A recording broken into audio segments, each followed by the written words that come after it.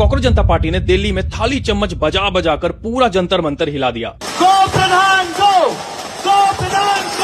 लेकिन हैरान करने वाली बात यह है कि थाली की गूंज अभी तक धर्मेंद्र प्रधान के कानों तक नहीं पहुंची। पिछले 24 घंटों में पूरी दुनिया हिल चुकी है। अब कहां कहां क्या क्या हिला है चलो बताता हूं सिर्फ 1 मिनट में, आगे ध्यान से सुनना। नागपुर के एक नीट के स्टूडेंट को एनटीए वालों ने उसका एग्जाम सेंटर सीधा आबू धाबी दे दिया था, जिसको कंप्लेन करने के बाद उसको सुधारा गया। सीजेपी वालों थाली अब इनके कान में जाकर बजाओ। ट्रंप और मिलोनी जी के बीच बहुत बड़ा लफड़ा हो गया है। ट्रंप ने कहा कि मिलोनी मेरे साथ फोटो खिंचवाने के लिए भीख मांग रही थी और मैं उन पर तरस खाकर फोटो खिंचवा लिया। अबे साढ़े देखो मोदी जी अब ये बहुत बोल रहा है, अब इसकी फील्डिंग सेट करनी पड़ेगी। बाद में मिलोनी जी ने कहा कि ये बुढ़ा झूठ बोल रहा है। नितिन गडकरी की बेटे की कंपनी सियान एग्रो ने मेटा, गूगल, एप्पल जैसे बड़ी बड़ी धुरंधर कंपनी को रेवेन्यू पर एम्प्लॉय के मामलों में पीछे छोड़ दिया। बेटा कहता है पापा काम करेगा। बिहार से एक वीडियो बहुत वायरल हो रहा है जहां पर एक ब्रिज साइड से फट गया था, उसको फुल रिपेयर करने की जगह छड़ से उस पर टाका लगाया जा रहा है। अब ये कौन सा टेक्नोलॉजी है आप कमेंट में बताना। इलॉन मस्क के स्टारलिंक को इंडिया में नेशनल सिक्योरिटी कंसर्न को लेकर इसके अप्रूवल को फ्रीज कर दिया गया है, क्योंकि स्टारलिंक ईरान वॉर के टाइम पर अपने सैटेलाइट से यूएस की बहुत मदद की थी। नवी मुंबई के 19,650 करोड़ के नए एयरपोर्ट पे हल्की सी बारिश होने पर उस पर लीकेज होना शुरू हो गया। रांची में ऐसे 3 लोगों को गिरफ्तार किया गया, जिसका लिंक पाकिस्तान के टेरर ग्रुप टीटीएच से बताया जा रहा है। अब अगर आप फोन पे वॉलेट को 365 दिन तक यूज नहीं करोगे तो आपको 100 रुपया पेनाल्टी देना होगा। इंडिया पूरे वर्ल्ड का 5th लार्जेस्ट मिलिट्री स्पेंडर बन चुका है। मतलब इंडिया पूरे वर्ल्ड में अपने मिलिट्री पर खर्चा करने पर 5th रैंक पर आता है और इंडियन आर्मी के लिए 1 लाइक तो बनता है। ईरान ने यूएस को बहुत बड़ी वार्निंग दी है और कहा कि इजरायल अभी तक लेबनान पर लगातार अटैक कर रहा है। इसका मतलब क्लियर है कि पूरी दुनिया में हड़कंप मची हुई है और अपडेटेड रहना बहुत जरूरी है। इसलिए पूरी दुनिया ये खबरें देता हूँ, वो भी सिर्फ 1 मिनट में हिंदी में।